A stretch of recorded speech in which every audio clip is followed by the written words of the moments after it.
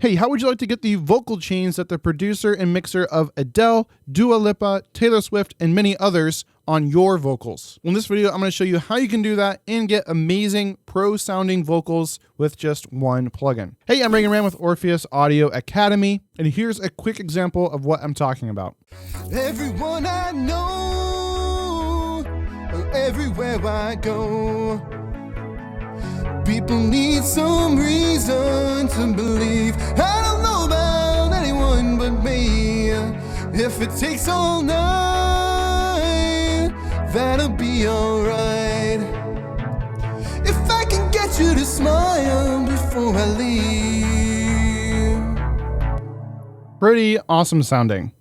So I'm talking about the plugin here called Voice Centric from the Greg Wells series by Waves. And it's really simple. Basically what he has done is he's condensed his vocal chain that he uses in almost all of his songs and turned it into a plugin form. And you can basically control it just using this one knob here. So speaking of which, here are the different controls. You have the intensity knob here. This is kind of the main feature of this plugin. And so this just determines how much processing is applied. And so if you want to know what actually is under the hood here, what the signal flow is, the actual plugin chain behind this, first it starts off with EQ. It doesn't say in the manual like what the actual moves are in the EQ, but we know it starts with the EQ. So whatever EQ curve that Greg Wells uses when he produces vocals, it's that EQ. Then he has a de-esser. Then it's fast compression, so I'm guessing like taming those peaks. Then slow compression, so smoothing things out. So you got serial compression built into here. And that's what the intensity knob is doing. So this is EQ, compression, de-esser. Then you have these effects, these three effects here in parallel. So these are not in any particular order. You can just blend these in at will. And so you have the delay here. He doesn't really say what kind of delay it is, but we can kind of hear what it's doing. It's really adds a nice effect. And you've got doubler here and then reverb. And then the sensitivity light here is important too. If it's off, it means that your intensity level here is a bit too low. It's not really doing much. Green is good. Yellow is optimal. So that's kind of, you want to shoot for yellow on here. And then red is very hot. But it also can be a good idea to maybe like in your verses or when you're not singing as powerfully, you have this down, and then in your choruses, you bring this up. So it's more fuller and more intense. So we'll hear what this is doing and kind of experiment with what it does. I'll turn, just have the chords playing here. Everyone I know. So we can start this off lower. I'll turn off all these effects. By the way, if you've gotten value so far, go ahead and hit that like button. All right, so we'll hear what this intensity knob is doing as we'll bring this up. Everyone I know, everywhere I go, people need some reason to believe. I don't know about anyone but me. If it takes all night, that'll be alright. So you can see here, it definitely tightens it up, brings it more forward, just makes it sound more polished and clean. So now we'll bring in the delay. Everyone I know, everywhere I go, people need some reason to believe. I don't know about anyone but me. If it takes all night, that'll be alright. If I can get you to smile before I leave.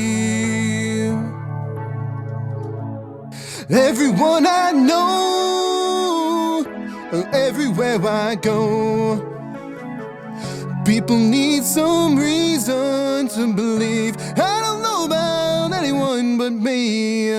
If it's so that is a really nice delay. I think it's like a dotted eighth note. I could be wrong. It really hugs the vocal very well that when it's not in, you notice it missing. Like you don't really hear it when it's in, but when you take it away, you notice it's missing and it adds some extra space, makes the vocal feel fuller, just more polished and professional.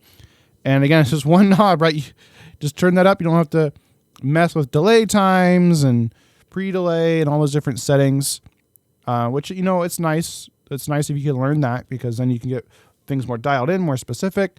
But if you're short on time, and right, who isn't short on time? This is really a quick and easy way to add a nice delay and just overall vocal sound to your vocals. So now we'll hear the doubler. Keep that off. And play this. Everyone I know, everywhere I go, people need some reason to believe. I don't know about anyone but me. If it takes all night, that'll be alright. If I can get you to smile before I leave.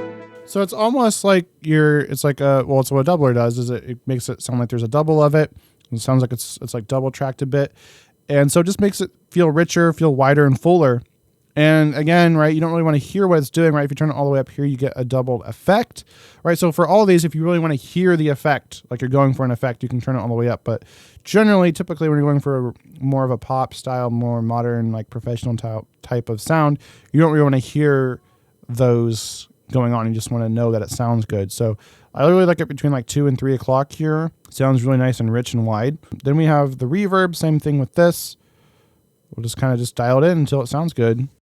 Everyone I know, everywhere I go, people need some reason to believe. So if you're going for a pop vocal, probably around here would be good. But since I'm going more of an 80s like synth pop, which is very reverb drenched, I might turn this like way up.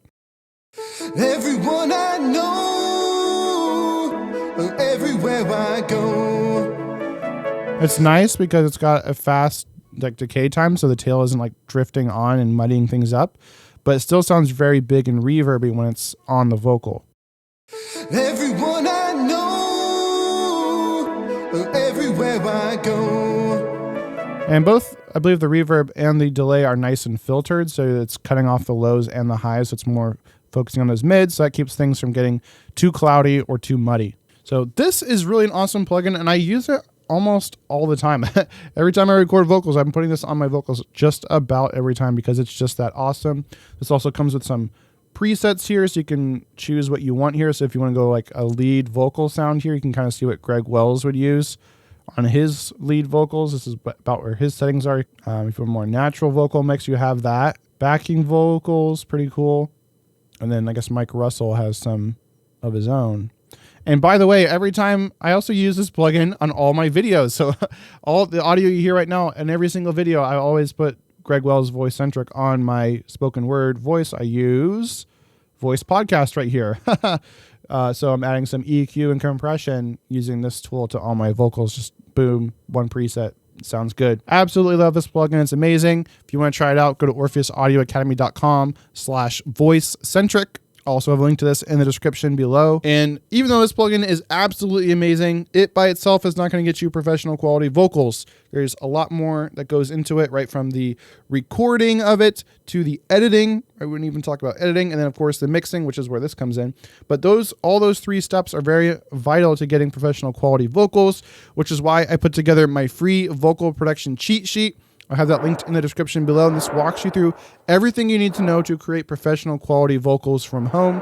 So grab that below or go to orpheusaudioacademy.com/vocals. With that, if you want more tips and tricks on how to create amazing sounding vocals from home, check out my video playing on the screen right now. And as always, be sure to have an amazing day and keep creating.